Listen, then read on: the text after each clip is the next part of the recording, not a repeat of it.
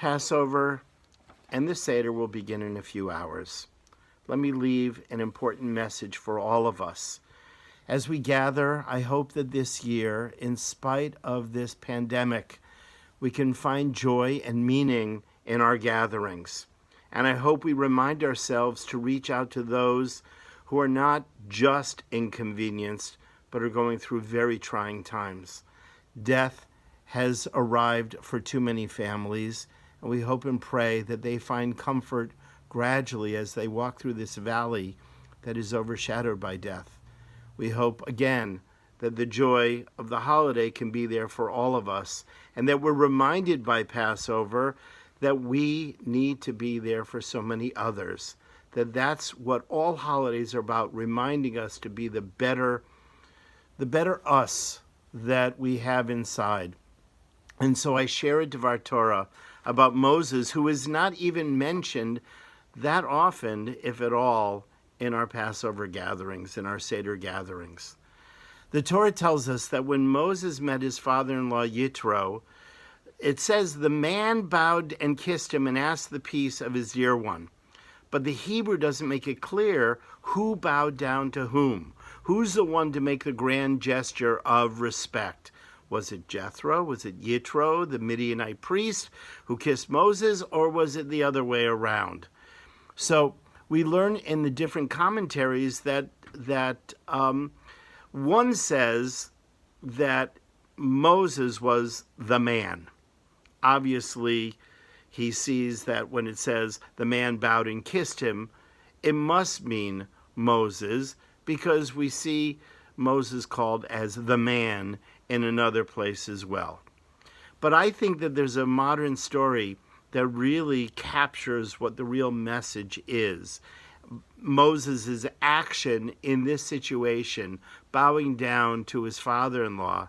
And the story is actually not only delightful, but so beautiful as well.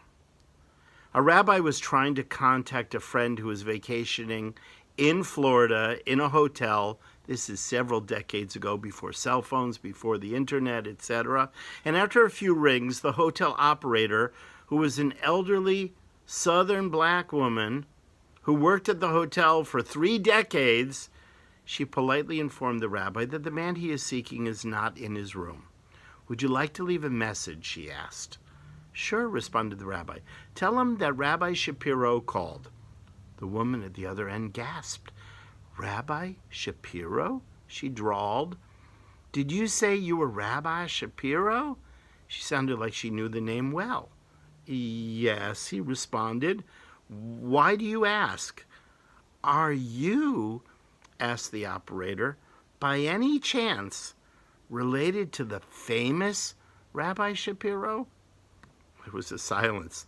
The rabbi could not imagine that this woman knew of his grandfather, the renowned Rabbi Shapiro, who was considered to be a great sage.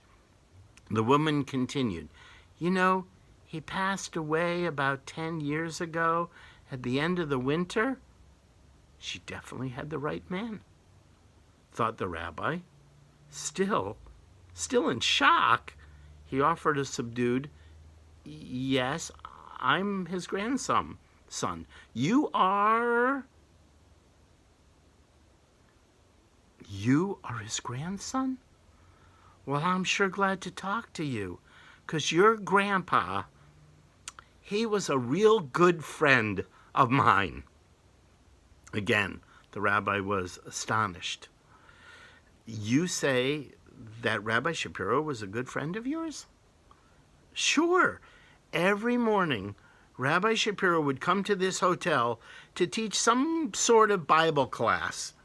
Now, my desk is about 10 yards from the main entrance of the hotel, but every morning, each morning, he made sure to come my way, nod his head, and say good morning to me.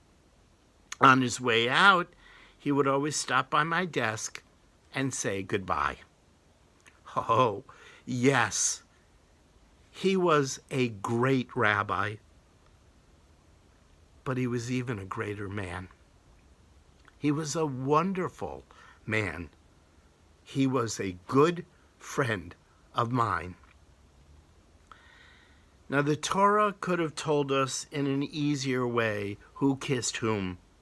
It could have simply said Moses bowed before Jethro. But the Torah wanted us to know more, to tell us more. It tells us that he was a man. It was a man who kissed Jethro. Moses' actions in showing respect to his father-in-law were more than just a common courtesy. They were the acts of what we say in Yiddish, the acts of a mensch.